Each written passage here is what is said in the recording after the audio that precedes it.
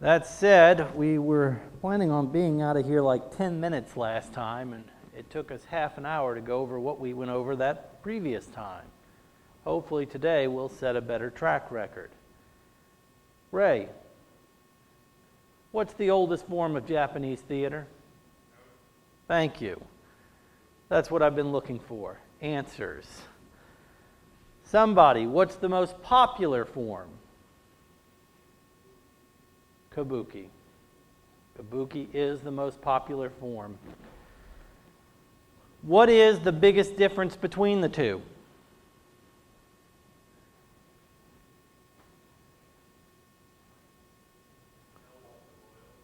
No is nobility. Kabuki is commoners. What else? That is one big difference. What else? Kabuki does not have mask. Instead, it is highly stylized makeup, whereas in No, everything is mask. They're both built on stock characters, but it's a different way of presenting those stock characters. What is the comedy that we find in No theater?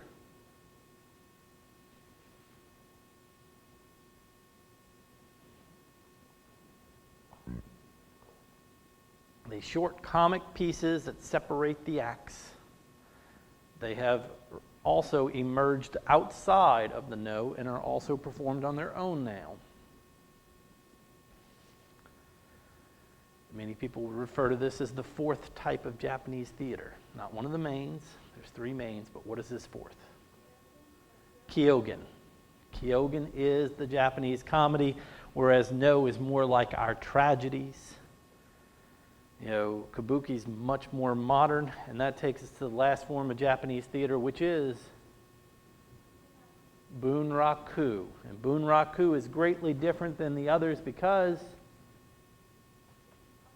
giant puppets. How many puppeteers? 3. That's going smooth so far. Who is the only African to win a Nobel Prize in Literature?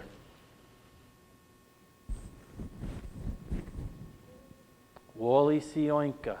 What country is he from? What's considered his great play? Okay. This playwright is from Chile, and his masterwork is Death and the Maiden.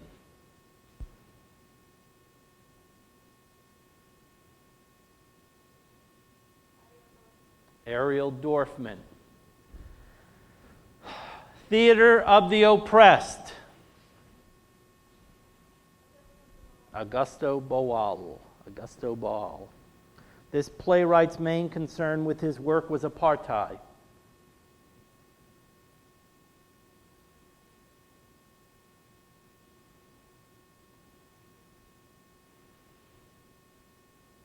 I've got 2 people trying to hold down the fort, folks. Somebody else help out.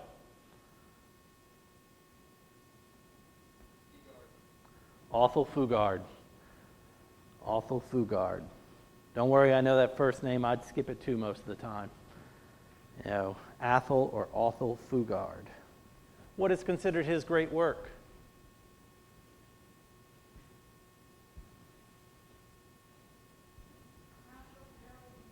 Master Harold and the Boys.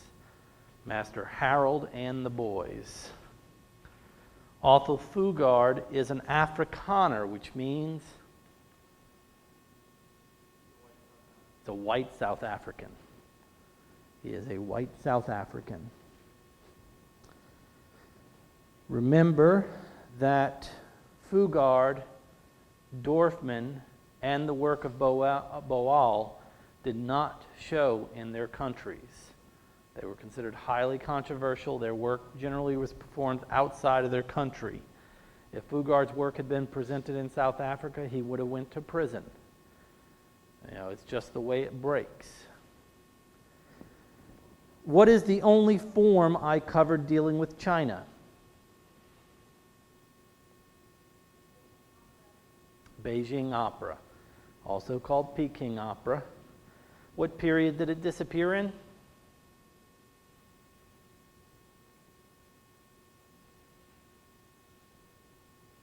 Started up around 1790, became the biggest art form in 19th century China. Then when we make it to around the 1960s, it is banned by communists, what? The Communist Cultural Revolution. Basically, get rid of everything that comes from the West and get rid of everything that deals with nobility because everyone's equal. And so everything that the Beijing Opera stood for was dismantled.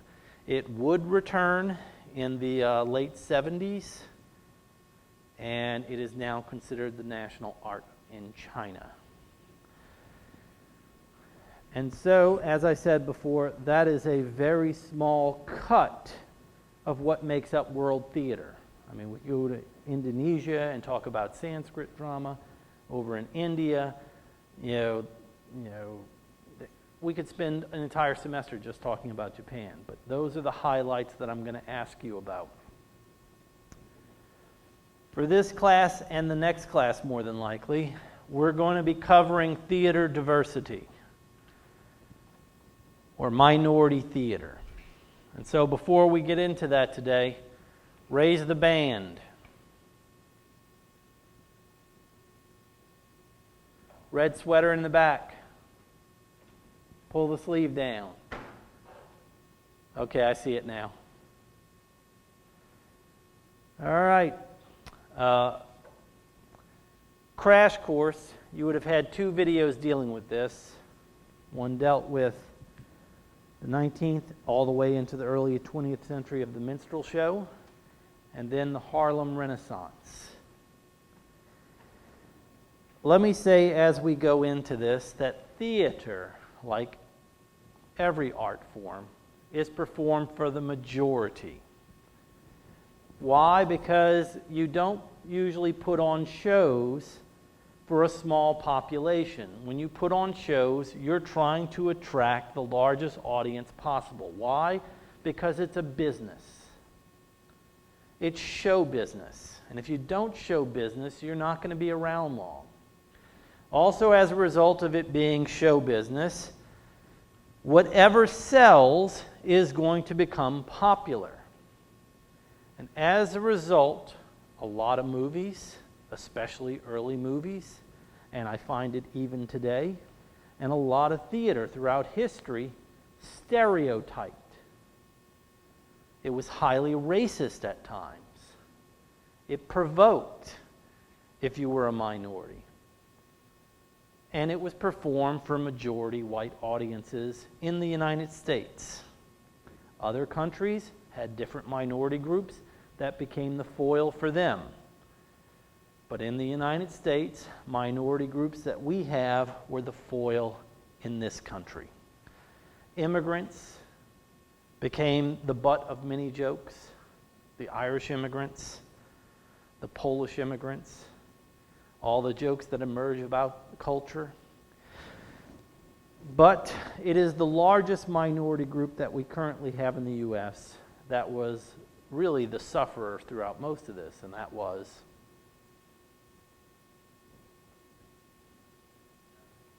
African American. The African American experience in theater is not the prettiest. No minority group is the prettiest. Years ago, I got a phone call from a buddy named Andy Lee. Now, Andy Lee is first generation, meaning his parents immigrated from China. And so he's a first generation American. And he was laughing, and I was like, what's so funny? He said, well, I just got cast in a show. And you're not going to believe what they cast me as. And so I started thinking, okay, he hasn't told me what time period or anything else. And so thinking stereotyping, I said to him, don't tell me you're a convenience store clerk. And he said, no, this happens in the 19th century. I'm the laundryman. And I just had to freeze. And he said, hold up though, it gets better. There were 2 African Americans at the audition, and they're my assistants in the laundry. You know, you watch films even today, you know, especially in the 90s. Every convenience clerk was either from India or Korea. it's not just Indians and Koreans who work at convenience stores, but you take a look at movie after movie, and that's what you're going to get. You look at cop shows, and the majority of suspects that are, on the street are going to be African Americans. But when they're busting a stockbroker or something, well, then it's a white guy. And so this continues with us today. Are we better about it? Oh yeah, we are a lot better than what happened historically. We are far removed from the minstrel show, or at least I would hope we are. The minstrel show, which mocked African Americans, is the only original theatrical form to the United States. The minstrel show is the only original theatrical form in the United States, which says a lot about us.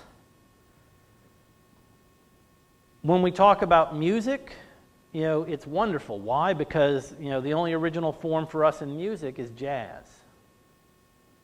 But then when we look over and we look at theater, it's not something you see advertised. Nobody, shows up and puts a placard over a theater and says, at this theater we had, the greatest minstrel show. It does not happen. But you can go to many cities, New Orleans, St. Louis, and they will have signs saying, here was the introduction of jazz. This was the oldest jazz club that you can find.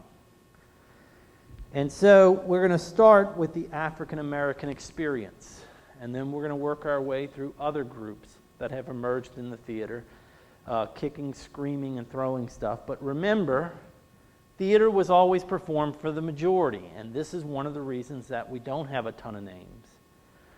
Throughout the 19th century, the 1800s, almost all African American parts were played by whites. Put it down, folks. Throughout the 19th century and into the 20th century, I can show you movies made in the 1940s, that's not even 100 years ago, where they still have whites performing in blackface. And some of them were nominated for Oscars. So please don't look around and say, well, that must have been bad films or films that were just doing this, or this. No, it exists. And it wasn't thought of as something to frown on for a long time. Crash Course starts off on the second to last one you did, not the Harlem Renaissance, but the one that explains the minstrel show, talking about this individual here. Does anybody remember who it talked about in the beginning? As people look around and go, that was so long ago, like 9 hours. Maybe 10. Nope. This is Ira Aldridge. And Ira Aldridge is the most important black actor of the 19th century from the United States. Ira Aldridge. Ira Aldridge was born in New York in 1800. And he tried to be an actor in the United States. And it was not happening. It could not happen. Even up north, please understand, it was never going to happen. And so he was good, but it didn't matter. And when he did find a theater that would put him on stage, it was usually a demeaning role. And if it was a role that wasn't mocking the fact that he was black, it was a role that was, okay, here's the coal shoveler for the steamer. Here's the butler. Here's the slave part. And finally, Ira Aldridge decided, no, this is not what I am here to do. And so Ira Aldridge was not famous in the United States. Ira Aldridge was famous in Europe. Ira Aldridge set sail, ended up in England, and became known as one of the greatest Shakespearean actors of the 19th century. Not only was he famous in England, he became famous in Eastern Europe and all over Russia. And he played more than just the Othello roles, more than just Aaron the Moor. He played Hamlet. He played King Lear. He played the big parts that everybody was battling over. Why don't we know him in the U.S.? Because in the U.S. he wasn't famous. He became famous in Europe. In Stratford-upon-Avon, which is the hometown of Shakespeare, they have a wall with a bunch of plaques that are donated, basically, to the greatest Shakespeare actors in history. David Garrick has one. We can go down the list. Laurence Olivier, John Gielgud, and Ira Aldridge also appears on that wall. He is considered one of the greatest actors of the 19th century. Next on the list, we jump to the 20th century. And this, unfortunately, is an individual whom you do not know. And if history were fair, every one of you would know. This is Paul Robeson. Paul Robeson. R-O-B-E-S-O-N. Paul Robeson. Paul Robeson is the most important black actor of the first half of the 20th century. From 1900 to about 1945, he was the actor. He performed on Broadway at a time where a black actor being on stage was almost unthinkable. He may have not been the first, but he was definitely the most popular. He played major roles on Broadway. His production of Othello ran over 100 performances. But he often talked about the fact that after performances, all the actors would go out in New York, and he could not go with them because most clubs would not let him in. Most bars would not let him in. And so why do we not know this individual who also was in the first musical that had a narrative? What was that musical, folks? 1927. Showboat. Thank you. In fact, he sings what many people consider to be the most iconic song from Showboat, Old Man River. Old Man River is a key work in American musical history, and it was Paul Robeson who made it that. So why are we not talking about Robeson? Because his career is cut short. And the reason it was cut short, these images tell us. Now, as you can see, he stands above everybody because everybody is rallying to him. Paul Robeson got involved in the civil rights movement in the late 40s and 50s. Well, there were a lot of people involved in the movement, but he was singled out because he was famous. And not only was he famous, but he toured all over the world. They would bring him in places to sing Old Man River over in England. And then he would be in India, which was part of the British Empire. Then they would have him in Australia singing it. And he would perform opera pieces. You name it, he was the guy who could belt it out.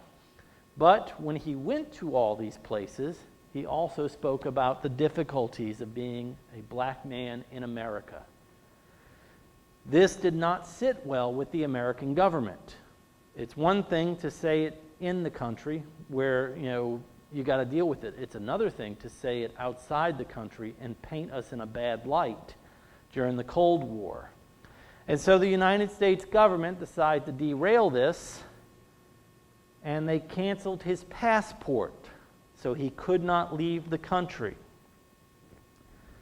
Paul Robeson's career basically ends with him in one court case after another battling the U.S. government. And the crime to it is he was that great of a performer, but he basically gives everything up for a fight. And so the Supreme Court ruled in his favor. Free speech does not end at the U.S. border. And he was given his passport back so he could tour the world again. But that case took like 5 years to resolve. And 5 years is a lifetime for a performer to have disappeared. And so, unfortunately, with all the accomplishments, we don't know him today because his career was cut short. It happens, especially here at that time period. Probably the largest figure that looms in the 20th century is this woman, Somebody tell me who this is. It was covered in your crash course when they talked about Arthur Miller and Tennessee Williams. Lorraine Hansberry.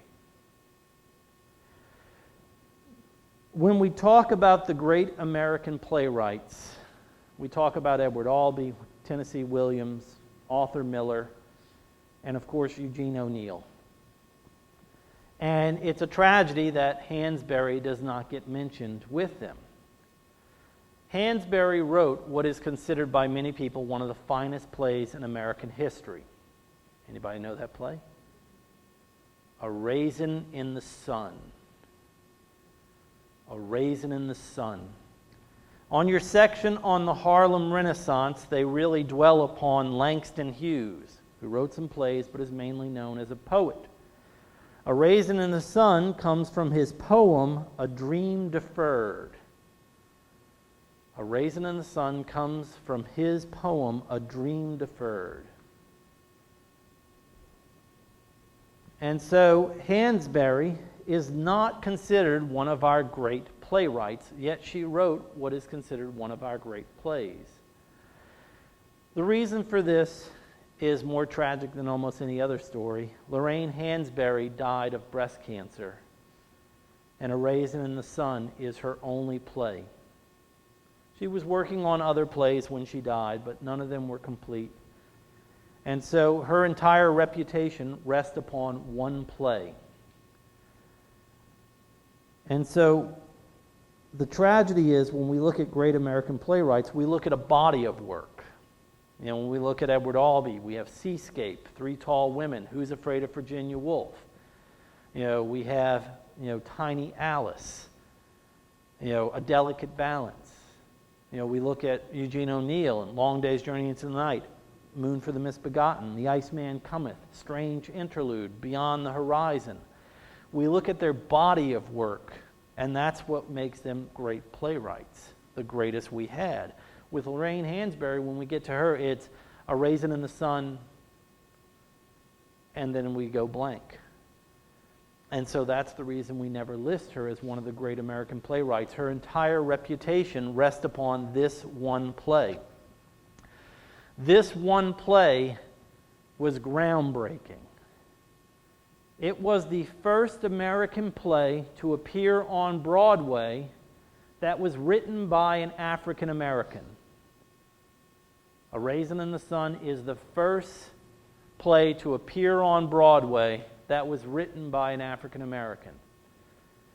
The year for this was 1959. Not an easy year to mount this sort of show. Now, when they began working on this show, nobody thought it was going to make money. People put money behind this show to get it produced, believing, well, if this show can make it through and break the glass ceiling, it'll be easier for the next show and the next show. This was the first play on Broadway as a drama to feature an African American cast in the majority. There's only one Caucasian part in this show. It's also the first play in Broadway history to be directed by an African American, Lloyd Richards. And if you know your actors, this is Sidney Poitier. Poitier is the first African American to win the Oscar for Best Actor, which was a very big deal. He won it for Lilies in the Field. But he is in the original cast for Raisin in the Sun. In fact, every actor in that is considered one of the great actors in African American history. And so this play was written, it was directed, it starred a majority African American cast in 1959. It ran for nearly 2 years. It was a very big hit. It did two things that made it successful. One, audiences came to it that traditionally would never come to a Broadway show. And so it pulled an audience from Harlem. It pulled audience members from Newark, New Jersey. It pulled audience members that traditionally never came down there. And the second thing is, it crossed over. It had a large white following also. And so it was making money. And as long as you're making money, you're going to keep running. It was made into a film in the early 1960s, starred the original Broadway cast, was highly successful. Hansberry did not win the Pulitzer. A lot of people believe had she lived longer, that was only a matter of time before she picked one up. It's one of those plays that always ranks in the top 10 that rarely did not get a Pulitzer. You know, we take a look, it's that, and then we have Who's Afraid of Virginia Woolf, and then The Crucible by Arthur Miller. All the other plays that we would put in there, Glass Menagerie also by Williams, so 6 out of 10 do not have Pulitzers. But Hansberry stands out really far because she is the only one where this is it. That's the only play. And, you know, for a one-play hit, it's a hell of a hit. Now, this individual we first see here, that is Lloyd Richards. Lloyd Richards is incredibly important. Not only because he was the first black director on Broadway, but because eventually he's going to stop being primarily known as a director. He's always going to direct. But he is going to become the dean of Yale School of Drama. He is going to become the dean of Yale School of Drama. Can somebody in here tell me what the Ivy League is? What is the Ivy League?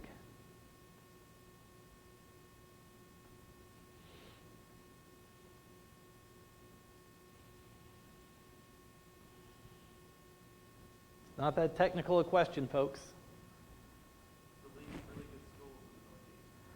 It's actually not only really good schools, it's the oldest schools in America. They're all private colleges. This is where we find Harvard, Columbia, Yale, Princeton. You know, that's the Ivy League. It is 10 colleges that have been around since the colonial period in this country. They're considered our most prestigious colleges. These are the colleges people come from all over the world. These are colleges that produce Supreme Court justices, some of our best surgeons, legendary lawyers, and presidents. And if you take a look at the list of presidents, probably a good quarter of them have come out of the Ivy League. For an African American to become the head of Yale's School of Drama was a very big deal. And when he became the dean of Yale School of Drama, he put an emphasis on finding minority talent. He went out and tried to find voices that were not heard in the largest part of American theater. He's going to find quite possibly the most important Asian American playwright, Henry David Wang, who is going to go on and have an excellent career. But his greatest find is this individual, August Wilson.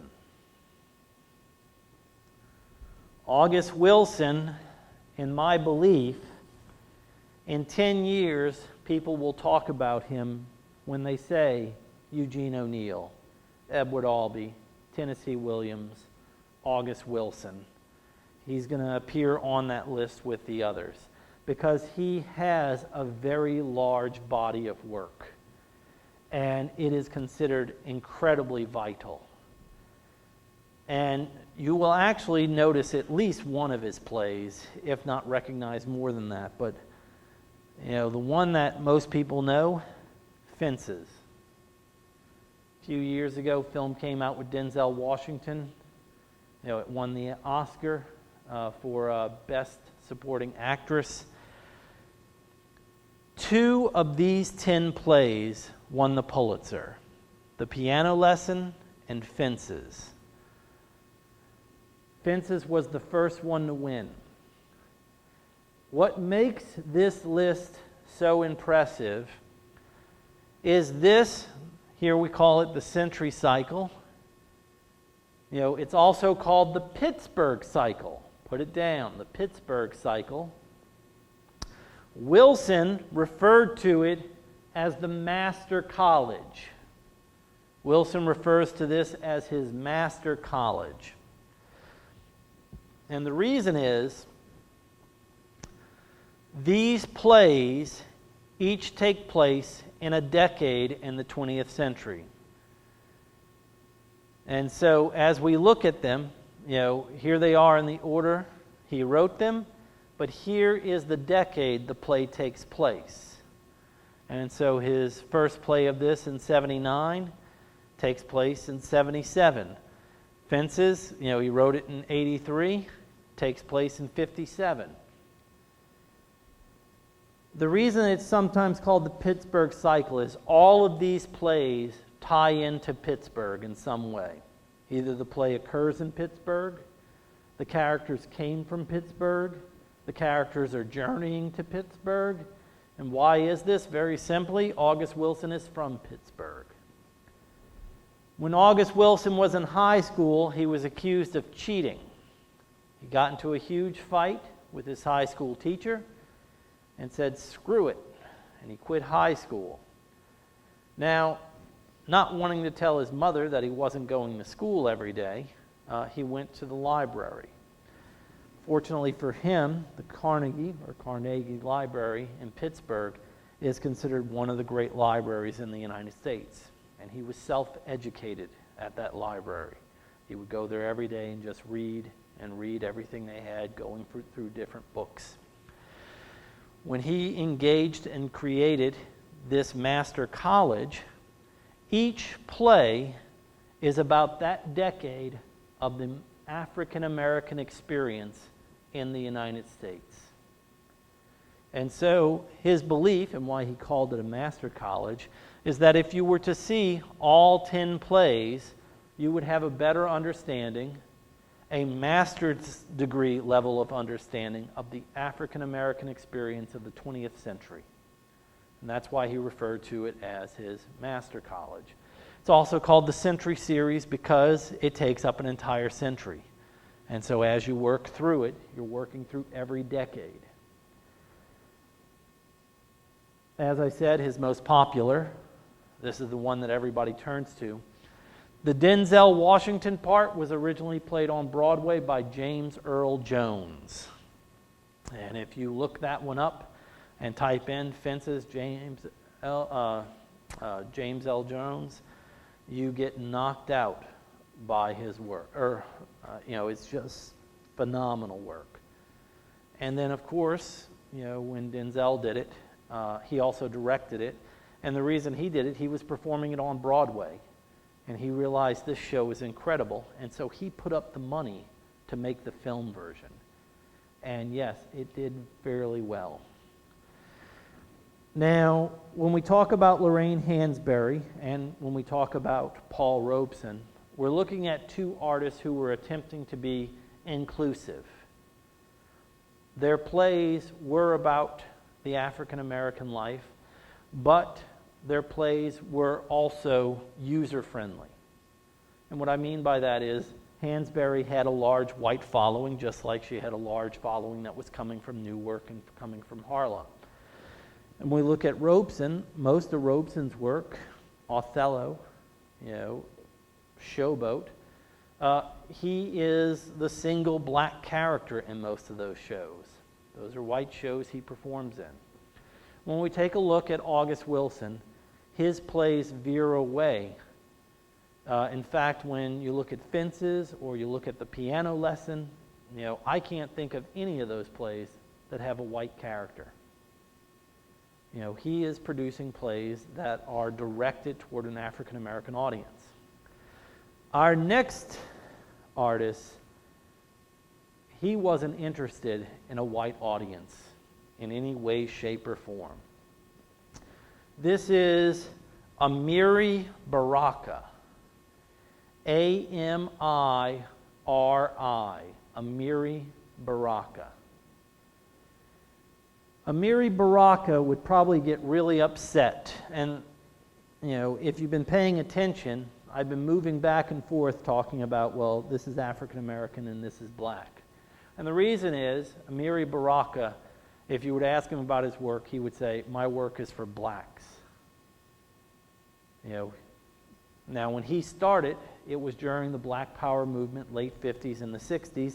That movement included the Black Panthers, the Nation of Islam, and basically this movement was saying, it's been unfair for us for too long. It's not going to happen because people just have a change of heart. We're going to force it. And this falls more into Malcolm X's great quote, by any means necessary. And so when we get to Baraka, we run into a radical type of theater, a theater that is confrontational, a theater that is provoking people and basically saying, in many ways, he's writing problem plays for his community. He adopted W.E.B. Du Bois' motto of African art. This was in your section on the Harlem Renaissance, and it was, in fact, I had a question about it.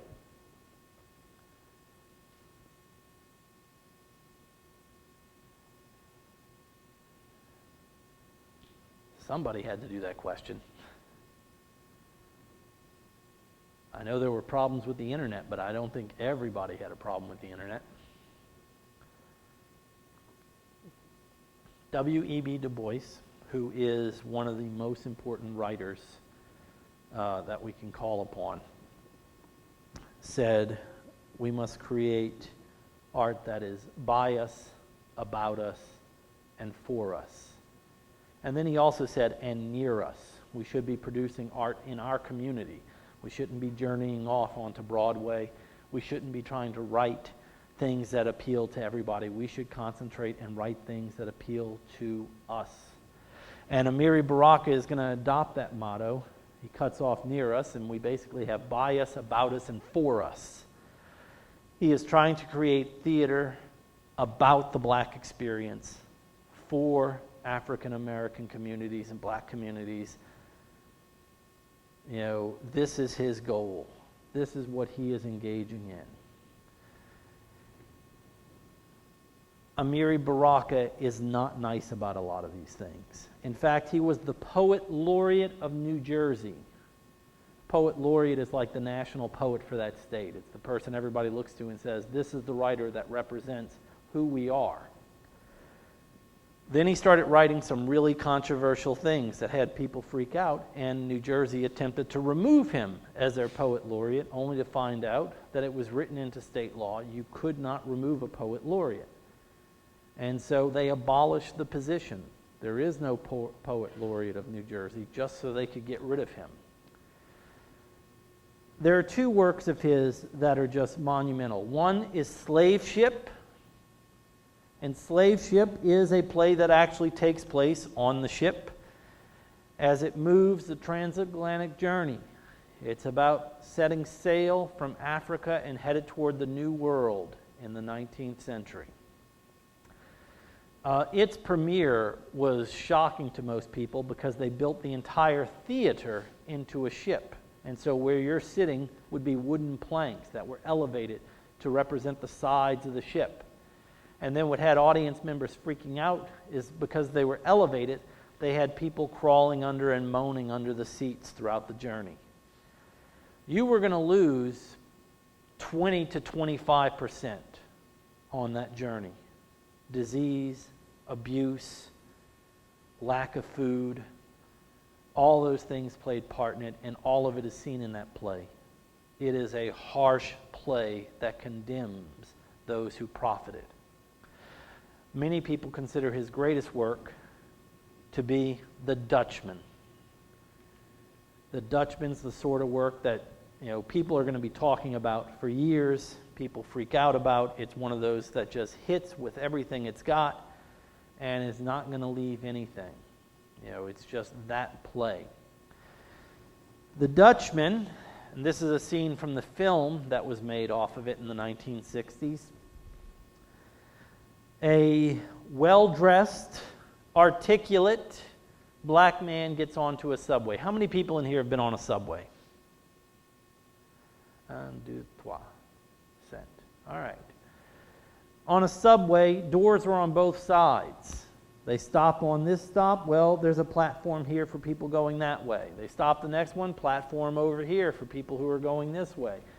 And so you've got doors on both sides of the subway. He gets on, and he is the only person, with the exception of a white woman.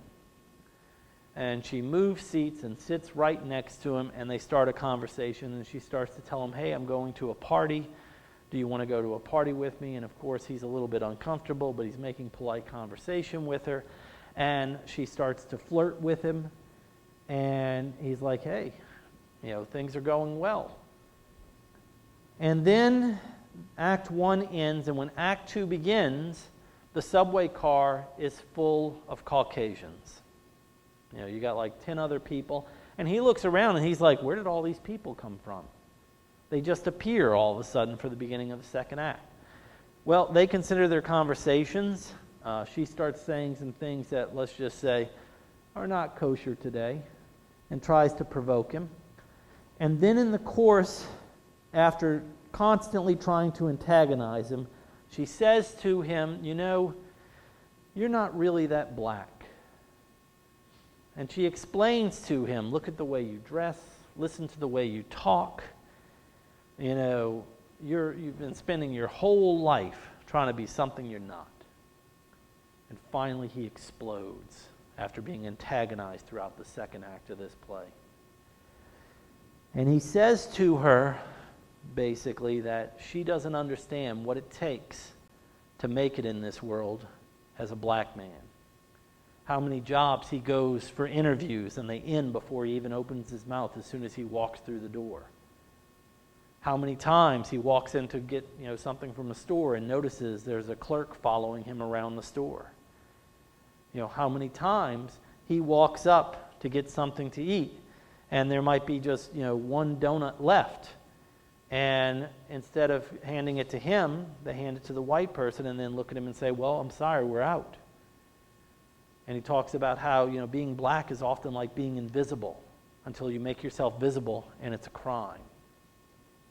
And so he's yelling and screaming this and talking, now he's saying some things that are definitely not kind by today's standards. And she starts crying, and he goes up and he's like, listen, I'm sorry, I got angry about it. And as he's trying to comfort her, she stabs him. And it is just this moment. And on the subway, nobody moves. Nobody tries to help the guy. And so he hits the floor, bleeds out, and dies. After that, those on the subway get up. They walk over. They pick up his body. The subway comes to a stop. The back door opens, and they just toss his corpse out. Door closes. And all the other people get off the subway. And now it's just her sitting there, and the subway stops at the next stop, and in comes a well-dressed, articulate black man. And you can kind of guess what cycle it's going to go through again and again and again. This is not a nice play. This is a mean play. And Amiri Baraka, great artist, not a nice guy. But he wasn't trying to be a nice guy. He was trying to, push people toward revolution. He was trying to change a system that he saw fail people. And so he's not trying to do the same things as Lorraine Hansberry. And he, remember, he's before August Wilson. Wilson is talking about the black experience of different periods. This man is dealing with what was going on at that very moment in the 1960s. And he's not happy about it. And when you look at it, 1964, we have the Civil Rights Act. 1965, we have the Voting Rights Act. Those are 99 and 100 years after the Civil War. And I would argue that, this is not a problem we'll solve in the next 100 years. And so men like Baraka, they're not going to sit around and wait. Unfortunately, Baraka passed away just about 4 years ago. The next group we're going to talk about is currently the second largest minority group in the United States. But within the next generation, it will probably become the largest minority group, and that is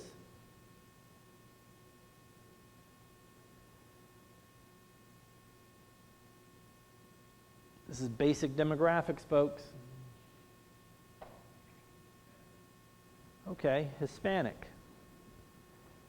What does Hispanic mean? What does it come from, the word itself? The word itself comes from Hispaniola, which means Spain. Spain, as you all know, is in Europe. And I will tell you right now, we often use Hispaniola to talk about countries that were once Spanish colonies. But Brazil was never a Spanish colony. A lot of the Caribbean was Spanish, French, and Portuguese. And so an alternative to Hispanic, another word for it would be Latin America. What happens to Central America? What about the Caribbean? They're not in, Latin American. Latin America generally refers to South America. So then we have terms Latino and Latina. Those terms were created by the U.S. government for census work. Those terms just mix people up. One of my favorite things, as you know, we just had an election, and all the polls and everything, they keep coming out right now and saying, well, this side didn't understand the Latino vote, and this side didn't understand this. And what they're not talking about is the fact that you can't group people together and expect the same result. As an example, anybody in here can tell me what a bien is? Or how about an easier one? What's a lorry?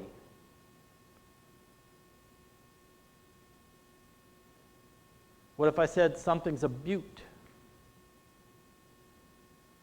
I just told you a Scottish, an English, and an Australian word.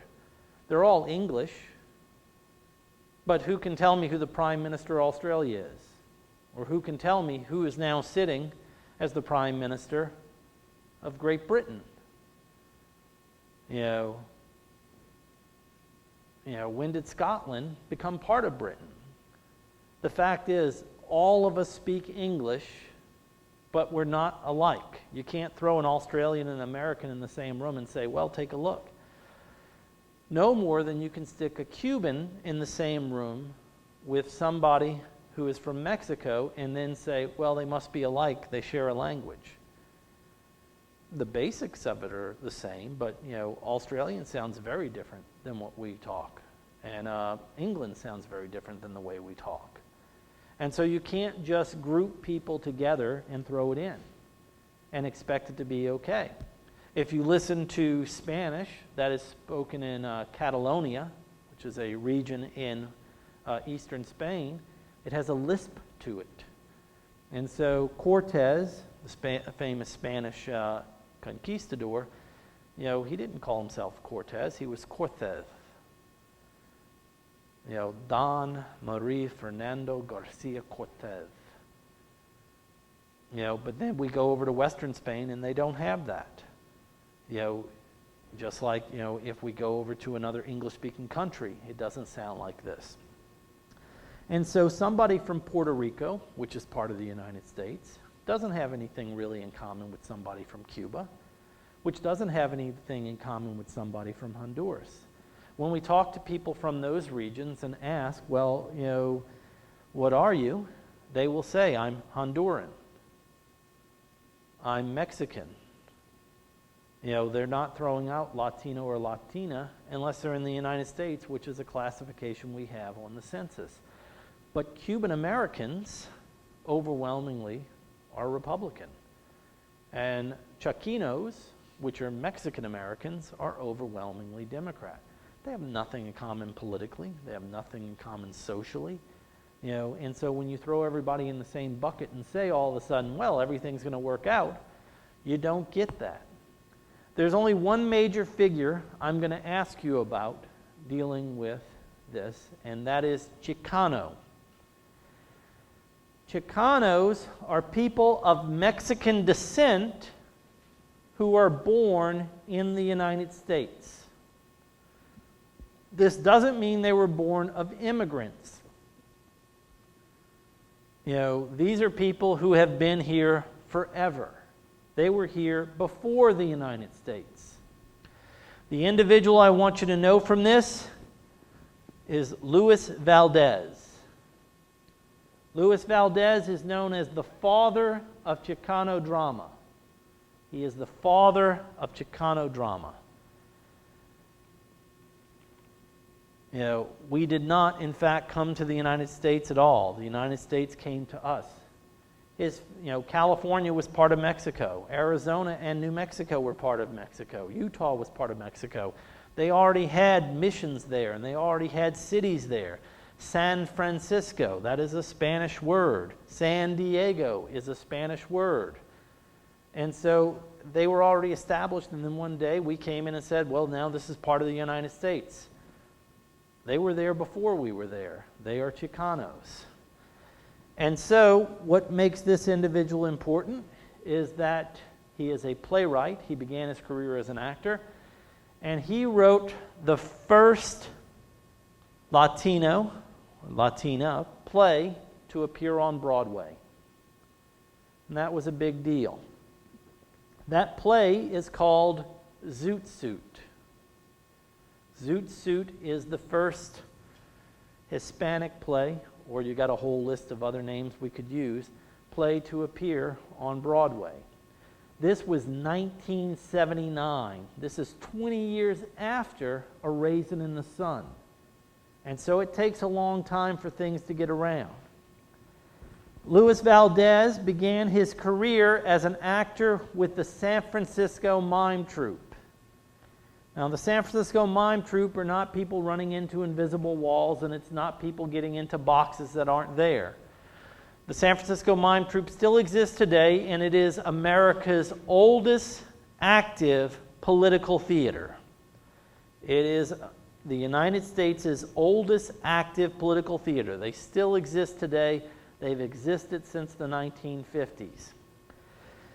And as a political theater company, they began by doing works about the San Francisco city government. They began doing works about immigration policies into the United States. They did shows about local concerns. But then in the 1960s, they became more nationalized. They started doing shows about the Vietnam War. They started doing shows about civil rights in the American South. Luis Valdez is going to break away at this time. He wants to continue working on local issues. And he is going to become one of the founders of a theater called El Teatro Campencio. It basically translates to the workers, the theater workers, but if you make it an actual good translation, the workers' theater. The workers' theater. And the workers' theater is an incredible venture. Their shows were for Chicanos and migrant workers. We still use migrant workers today. I know immigration's always a hot topic. You always see it on the news. Let me break it to you. We are always going to need immigrant labor. We're always going to use immigrant labor. This is the reason you can go into Walmart and buy an apple and pay less than $1. You get rid of immigrant labor, and the next minute you know, that apple's going to cost you $4. Every fruit, vegetable, and dairy product and meat product, because most meat processing plants are manned by immigrant, migrant labor, all those products skyrocket in price if you use American labor. And so it's that big open secret. We yell and scream, oh God, you got to keep the immigrant out. And then we turn around and say, but we want these immigrants because, it's going to do this for us. The analogy I often like to use is we put a do not enter sign, and then 10 feet behind that we put a help wanted sign. And then we wonder, oh man, why are we having these issues? And we have had these issues for years. El Teatro Campencio formed as part of the work of a man named Cesar Chavez. Cesar Chavez was the founder of the United Farm Workers. United Farm Workers was a unionization of migrant and immigrant labor. And it went through complete hell to form. They went on strike, and in California, they let all the grapes rotten on the vines. And so there was no wine for a season. It really crippled a lot of crops out there. Why were they doing this? Because if a migrant got injured on the job, they simply put him in a vehicle and drove him back to Mexico and let them deal with it. There was no workman's comp. There was no payout for it. There was no help for it. Migrant labor, even today, is earning less than $1 an hour. It's not a U.S. citizen. They're not a U.S. citizen, so as a result, they are not covered under any federal minimum wage. It doesn't exist. And when I say under $1 an hour, it's because most are not paid by the time they spend. They're paid by the amount of work that's accomplished. And so you might be paying somebody like 13 cents for every bushel of apples that gets picked. You start to add this up, and it's huge numbers of profit in the food industry because we pay next to nothing to get it. Well, Cesar Chavez looked around how people were being treated, and he organized them. El Teatro Campencillo started performing for migrant labor. They would have a pickup truck. It would pull up to a bunch of migrants. They would drop the tailgate, and that became a stage. And they began performing. And so El Teatro Campencillo was very successful. As he moved away from being a performer and started moving to being more of a playwright, he starts working on Zoot Suit. Zoot Suit is about the Zoot Suit riots of the 1940s in Southern California. What happened is we mobilized for World War II. When we mobilized for World War II, we took a whole bunch of soldiers, and please remember the Army was segregated at this time, so those soldiers were white, and we moved them to Southern California in preparation of sailing off to fight Japan. And so all of a sudden, Chicanos who had existed in communities for hundreds of years find themselves to be minorities in their home communities. The bar that was down the street is now full of soldiers. Everywhere you look, there are American GIs. And there's a lot of racism. And fights start to break out all over Southern California. Now, the newspapers are very pro U.S. soldier. They're operating that we've got to defeat Germany and Japan. And so no bad words are written about U.S. soldiers. All the papers refer to it as problems with young Chicanos. And they start to call it the Zoot Suit riots because most of them wore zoot suits, which are highly elaborate, exaggerated in size suits that were very popular, and they're still popular in Chicano communities. And so everything got blamed on the Chicano communities. Luis Valdez's show, Zoot Suit, takes place in this time period. He uses stuff from the Federal Theater Project ideas like the living newspaper. He pulls a lot of information from the newspapers that were being published at that time. But he also has a lot of oral history stories from people who lived at that time who were Chicano and had to deal with this mass migration of individuals coming in. 1979, this opens on Broadway, and after it opens, we start to see a whole bunch of plays that we'd probably classify as Latino. We start to see plays by people from Puerto Rico, stuff by Cuban immigrants in Miami, stuff coming out by Hondurans. And so it changes. Just like the glass ceiling was broken with A Raisin in the Sun, and then we start having more African American plays on Broadway. 1979, after that point, we start having more Latino Hispanic plays on Broadway. Folks, that's all I'm going to cover for today. We still have more groups to go over dealing with minority theater or theater diversity.